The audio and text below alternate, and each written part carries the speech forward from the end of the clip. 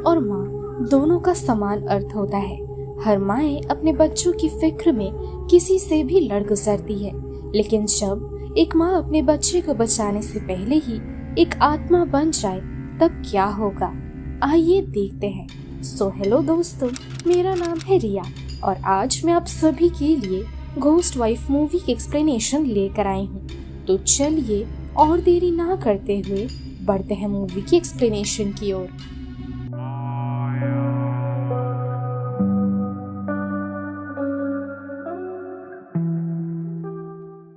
Movie की शुरुआत होती है एक लड़की से।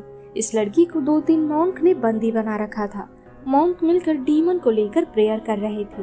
वही लड़की बंदी अवस्था में छटपटा रही थी। कुछ देर बाद प्रेयर्स के फल से लड़की का शरीर डेमन छोड़ देता है। दूसरी तरफ शहर में हम नर्ड नामक स्टूडेंट को स्कूल जाते हुए देखते हैं। अपने अपार्टमेंट से बाहर जाते ही नर्ड से उसके नेबर्स कहते हैं कि तुम स्कूल में अपनी पढ़ाई पर ध्यान देना, ना कि बॉयफ्रेंड बनाने में।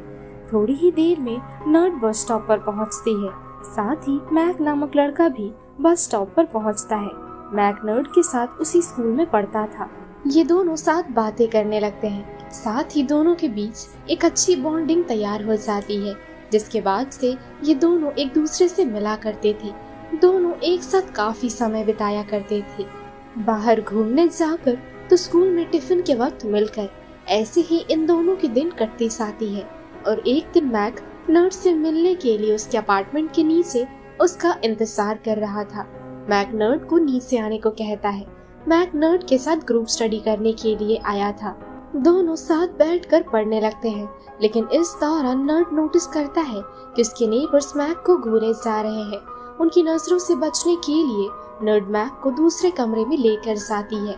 दोनों के बीच बढ़ती दोस्ती को देख ऐसा लग रहा था मानो जैसे ये दोनों एक दूसरे को प्यार करने लगे हों। ऐसे ही कई दिनों तक मैक नर्ड के घर पढ़ने के लिए आया करता था। एक दिन ग्रुप स्टडी करते करते काफी रात हो जाती है। देर रात नर्ड मैक को घर नहीं भेजना चाहती थी, तो वो मैक को अपने घर ठहरने को कहती है, लेकिन दोनों के बीच नर्ड एक लाल टेप से लकीर खींचती है। नर्ड कहती है, अगर तुमने इस लाइन को पार करने की कोशिश की फिर मैं तुम्हें बहुत मारूंगी और घर से भी निकाल दूंगी। उस रात दोनों एक ही कमरे में सोते हैं और मैक नर्ड की बात मानकर लाइन को क्रॉस भी नहीं करता है। अगली सुबह दोनों एक साथ रहने का फैसला करते हैं, लेकिन अपने बीच इस लाल रंग की लाइन की दूरी को कायम रखकर। शुरू में तो मैक नर्ड के रूल्स का पालन करता था, लेकिन धीरे धीरे दोनों की बॉन्डिंग इतनी मजबूत होने लगती है कि मैक अक्सर नर्ड के साथ मस्ती किया करता था, वो भी इस लाल लाइन को पार कर। ये सारी चीजें नर्ड को अच्छी लगने लगी थी। इन चीजों को समझने के बाद मैक नर्ड के रूल्स तोड़ देता है और वो लाइन पार करके नर्ड की ओर जाने लगता है। इस दौरान मैक नर्ड से प्यार भरी बातें करते हुए उसे किस करता है। साथ ही दोनों बेहद करीब चले आते हैं। नर्ड किसी वजह से अपने फ्यूचर को लेकर बेहद टेंस्ड थी। इस बात पर मैक कहता है कि वो हर दम उसके साथ रहकर उसका ख्याल रखेगा। साथ ही मैक नर्ड से वादा करता है कि वो उसे कभी अकेला छोड़कर नहीं जाएगा। कुछ दिनों के बाद एक दिन स्कूल में मैक की मदर नर्ड को अपने बेटे के साथ देख नर्ड पर गुस्से से चिल्लाने लग जाती है। वह नर्ड को मैक को पढ़ाई से डिस्ट्रैक्ट करने के लिए उसे सुनाने लग जाती है, जो कि दोनों एक साथ रहते थे। ये बात मैक की मदर को अब पता चल चुका था। वो नर्ड की बेहद इंसल्ट करती है, यहाँ तक कि वो नर्ड को गोल्ड डिगर तक कह जाती है। स्कूल में मैक की मदर का ऐसा बिहेवियर देख बाकी टीचर्स तुरंत उन्हें समझाते हैं और दोनों बच्चों को फिलहाल के लिए वहां से जाने को कहते हैं। कुछ देर बाद घर पहुंचते ही नर्ड से मिलने के लिए उसकी मदर चली आती है। वो नर्ड को समझाती है कि उसे मैक के संग दूरी बरकरार रखनी चाहिए। साथ ही वो उससे ब्रेकअप करने को कहती है। इसके अलावा नर्ड को फिलहाल अपने पढ़ाई और फ्यूचर पर ध्यान देने को कहा जाता है, न कि इन चीजों पर। कुछ देर बाद मैक नर्ड से चैट कर रहा था। नर्ड इस दौरान मैक से ब्रेकअप करने का जिक्र करती है। अगली सुबह मैक अपने स्कूल के लिए जा रहा होता है। ठीक तभी मैक की मदर उससे कहती है कि वो उसे उसकी मौसी के घर फर्दर पढ़ाई के लिए भेजना चाहती है। मैक फौरन नर्ड को मैसेज करके ये बात बता देता है कि अब वो ये देश और अपना स्कूल छोड़कर अपनी मासी के घर जा रहा है, लेकिन वहाँ वो नहीं जाना चाहता है। नर्ड ये सुन बेहद उदास हो जाती है और वो घर पहुंचकर अपनी माँ के कंधों में सर रखकर दिल खोलकर रोने लगती है। इस घटना के कुछ दिनों के बाद नर्ड की तबीयत बेहद खराब होने लगती है। अचानक उसे वॉमिटिंग सी हो रही थी। पहले कुछ दिनों में तो वो इस बात को अवॉइड करती है, लेकिन फिर प्रेगनेंसी टेस्ट करके देखने पर उसे पता चलता है कि वो प्रेग्नेंट है। नर्ड जैसे तैसे ये बात अपनी माँ से छिपाने की कोशिश करती है, लेकिन प्रेगनेंसी टेस्ट के बारे में नर्ड की मदर को पता चल जाता है।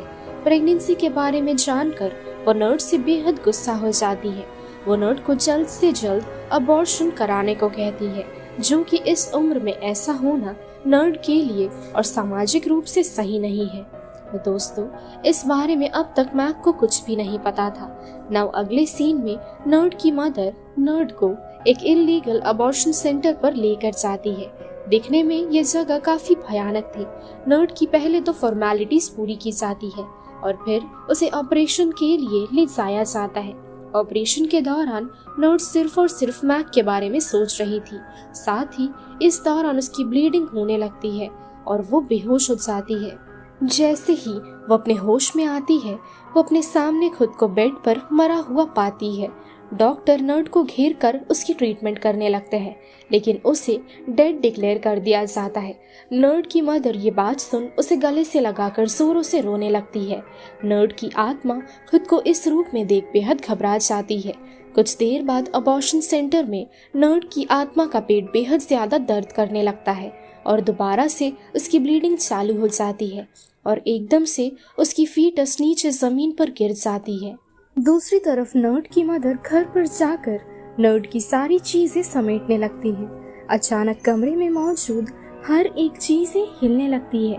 वहीं कुछ देर बाद नर्ड के नेबर्स नर्ड के बारे में बातें कर रहे थे।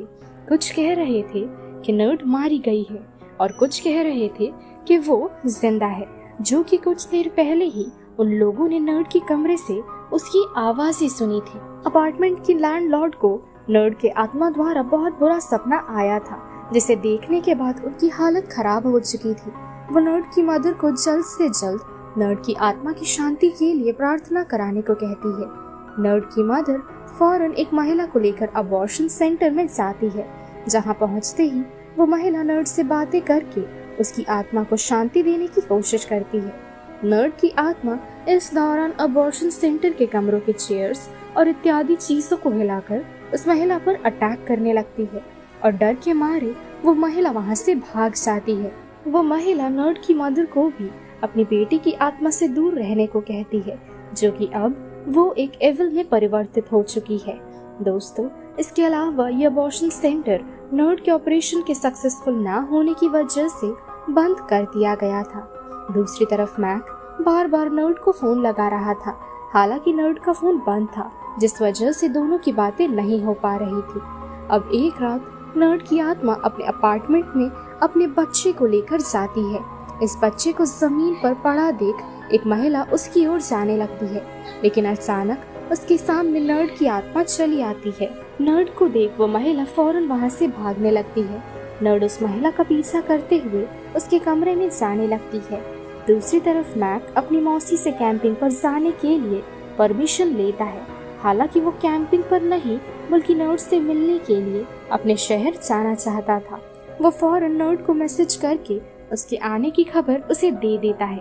वहीं अब अपार्टमेंट में दो लड़के ड्रिंक कर रहे थे। दोनों नशे में बेहद धुत थे। उनमें से एक बाहर जा रहा था। लिफ्ट से जाने के दौरान उसके ठीक पास में ही नर्ड अपना बच्चा लेकर खड़ी थी। उन दोनों को साथ देख नशे में धुत वो लड़के को समझ ही नहीं आ रहा था कि ये दोनों आत्माएं हैं। वो लड़का नर्ड के बच्चे के फेस पर सहलाने लगता है और उसे प्यार करने लगता है और एकदम से वो बच्चा उसकी उंगलियां काट लेता है और डर के मारे वो आदमी फौरन वहां से भाग जाता है। अगली सुबह होते ही अपार्टमेंट के सभी लोग अपने लैंडलॉर्ड से इस विषय पर बातें करते हैं। ये जानने के बाद लैंडलॉर्ड तुरंत इस बारे में नर्ड की मदर से बात करना चाहती थी, जिस वजह से वो उन्हें कॉल भी करती है, लेकिन कॉल पर लैंडलॉर्ड सिर्फ और सिर्फ नर्ड की आवाजें सुन पाती है और वो कह रही थी कि हमें अकेला छोड़ दो और हमें परेशान मत करो। इस घटना के ठीक बाद लैंडलॉर्ड अपार्टमेंट में एक तांत्रिक को बुलाती है। तांत्रिक अपने साथ एक कैमरामैन लेकर आते हैं जिससे कि हर चीज डॉक्यूमेंटेड रहे। अंदर जाते ही ये दोनों एक बच्चे को देखते हैं।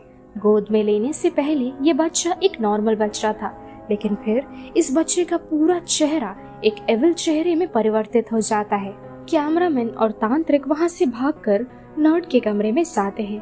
तांत्रिक बड़े ब्लेड जैसे स्टिक का इस्तेमाल करके नर्ड के भूत को मारने लगता है, लेकिन नर्ड खुद की शक्तियों का इस्तेमाल करके खुद को बड़े आराम से बचा लेती है। ऐसे ही कई बार तांत्रिक नर्ड पर हमला करने की कोशिश करते हैं, लेकिन नर्ड के सामने उनकी एक नहीं चलती है और आखिर में नर्ड तांत्रिक के हाथों को वश में करके उन्हीं के हाथों से खुद का गला चूक करके तांत्रिक को जान से मारने लगती है। लेकिन जैसे तैसे तांत्रिक खुद को और कैमरामैन को लेकर वहाँ से भागने लगते हैं। कुछ दिनों के बाद मैक नर्ड से मिलने के लिए उसके अपार्टमेंट में आता है। दोस्तों, नर्ड फिलहाल अपने असल रूप में चली आती है, ना कि अपने घोस्टली रूप में। मैक नर्ड और उसके बच्चे को देख हैरानी के साथ साथ खुश भी था। नर्ड मैक से माफी मांगती है कि उसने दोनों के बच्चे के बारे में अब तक मैक को कुछ भी नहीं बताया था। मैक उसे माफ कर देता है और दोनों एक नई जिंदगी की शुरुआत करते हैं। दोनों साथ साथ बेहद खुश थे। अगली सुबह मैक अपार्टमेंट से नीचे आकर खाने की चीजें लेने के लिए मार्केट की ओर जा रहा था। इस दौरान बाकी पड़ोसी मैक को समझाने की कोशिश करते हैं कि नर्ड की मौत हो चुकी है और फिलहाल जो उसके साथ है वो सिर्फ उसकी आत्मा है। लेकिन कुछ न कुछ कारण से मैक को ये बात वो लोग नहीं बता पाते हैं। लेकिन फिर वो सभी डिसाइड करते हैं कि जब तक नर्ड के साथ मैक है तब तक सभी सेफ रहेंगे, लेकिन अगर मैक उससे दूर हो गया फिर नर्ड हम में से किसी को भी नहीं छोड़ेगी। कुछ देर बाद मैक नर्ड से कहता है कि अब वो नर्ड के साथ अपने परिवार को समेटना चाहता है और अब फाइनली वो उससे शादी करना चाहता है। नर्ड उसे ऐसा करने से मना कर देती है। वो कहती है शायद हमें अभी ऐसा नहीं करना चाहिए, क्योंकि हो सकता है तुम्हारी माँ इस बात के लिए अभी तैयार ना हो। ये सुन मैक तुरंत अपने घर अपनी माँ से अपने फैसले के बारे में उन्हें बताने को चाहता है। मैक की मदर हैरान होकर उससे कहती है कि नर्ड की कई दिनों पहले ही मौत हो चुकी है। मैक किसी भी कीमत पर इन बातों पर विश्वास करने को तैयार ही नहीं था। वो अपनी माँ से झगड़ने लगता है और फिर गुस्से में वो घर से अपार्टमेंट की ओर निकल जाता है। अपार्टमेंट पहुंचते ही मैक अपने बच्चे की एक तस्वीर खींचता है, लेकिन तस्वीर खींचते ही बच्चे का चेहरा एविल चेहरा बन जाता है, जो देख डर के मारे मैक का फोन गिर जाता है। लेकिन ये चीजें सिर्फ मैक की हैलुसिनेशन थी। कुछ देर बाद अपार्टमेंट की एक महिला अपने नेबर्स के साथ बातें करते हुए कह रही थी कि नर्ड को मैक के साथ फिलहाल नहीं रहना चाहिए, जो कि वो एक आत्मा है और मैक एक इंसान है। इससे दोनों का रिश्ता खराब होता जा रहा है। ऐसा कहकर वो अपने कमरे की ओर जाने लगती है, लेकिन अचानक उसे नर्ड की आत्मा फॉलो करके डराने लगती है। उस महिला की हालत डर के मारे काफी खराब हो चुकी थी, लेकिन जैसे तैसे वो कमरे में पहुंचकर दरवाजा बंद कर देती है। अगले सीन में अपार्टमेंट के कई लोग एक मॉन्क की वीडियो देखते हैं जो एक्सॉर्सिज्म करके आत्माओं को भगाया करते थे। ये सभी मिलकर नर्ड को भगाने के लिए मॉन्क को बुलाते हैं और उन्हें नर्ड के बारे में सारी बातें बता देते हैं। मॉन्क बताते हैं ये आत्मा एक प्रेग्नेंट महिला की है जो मैक नामक लड़के से बेहद प्यार करती है। मॉन्क एक्सोर्सिज्म करके नर्ड को अपार्टमेंट से भगाने के लिए तैयार हो जाते हैं। रात का समय था। मॉन्क अपार्टमेंट में पहुंचते हैं और बाकी सभी को अपार्टमेंट में तब तक आने से मना कर देते हैं जब तक कि ना वो खुद बाहर निकले। मॉन्क के आते ही नर्ड को उनकी आहट फील हो जाती है। वो तुरंत मैक को अपार्टमेंट से बाहर भेजने के लिए कहती है, जाओ बेबी को थोड़ा बाहर से घुमा कर लेकर आओ। धीरे धीरे मॉन्क नर्ड के कमरे में जाते हैं। मॉन्क को देख नर्ड तुरंत उन पर अटैक करने की कोशिश करती है, लेकिन इस बार मॉन्क की शक्तियों के सामने नर्ड टिक नहीं पा रही थी। इस दौरान नर्ड अपने घोंसले रूप में थी। ठीक तभी मैक अपने बच्चे को लेकर कमरे में पहुंच जाता है। मैक नर्ड को इस हालत में देख लेते हैं। साथ ही मॉन्क उसे नर्ड और उसके बच्चे की सारी सच्चाई बताने लगते हैं। गोद में लिए हुए अपने ही बच्चे का एविल चेहरा देख मैक पैनिक करने लगते हैं। कहीं ना कहीं मैक बेहद डरे हुए थे। डर के मारे मैक अपार्टमेंट से भाग जाते हैं, लेकिन जाते जाते उन्हें अपना वादा याद आ जाता है जो उन्होंने नर्ड से किया था। चाहे कुछ भी क्यों ना हो जाए, वो नर्ड को किसी भी मोड़ पर अकेला नहीं छोड़ेंगे। ये याद कर मैक तुरंत अपार्टमेंट की ओर भागने लगते हैं, लेकिन रास्ते में उनका एक्सीडेंट हो जाता है। हालांकि खुद को एक्सीडेंट से बचते बचाते वो तेजी से अपार्टमेंट की ओर भागने लगते हैं, लेकिन इस दौरान हम ऑडियंस रास्ते में मैक की लाश को पड़ा रहता देख पाते हैं। यानी कि मैक की मौत एक्सीडेंट में हो चुकी है और फिलहाल जो लड़का अपार्टमेंट की ओर जा रहा है वो और कोई नहीं बल्कि मैक की आत्मा है। मैक मॉन्क से अनुरोध करते हैं कि वो अपने परिवार के साथ रहना चाहते हैं, इसलिए फिलहाल उन्हें इस दुनिया से ना भगाया जाए। वो इस दुनिया में रहकर किसी भी अन्य जीव जंतु को परेशान नहीं करेंगे। मॉन्क दोनों से कहते हैं अब से हमेशा के लिए उन दोनों को इसी कमरे में रहना होगा, लेकिन इस कमरे से दोनों को बाहर आने की अनुमति नहीं दी जाती है। दोनों इससे खुश थे।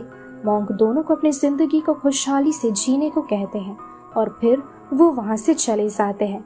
मूवी के आखिर सीन में हम नर्ड के कमरे के दरवाजे पर 3 स्पिरिट के चिन्ह देखते हैं, जो ये दर्शाते थे कि इस कमरे में 3 आत्माएं हैं, जो कि थी नर्ड, मैक और उनके बच्चे की।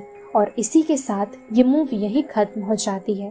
तो दोस्तों, यही थी आज की हमारी horror supernatural movie ghost wife.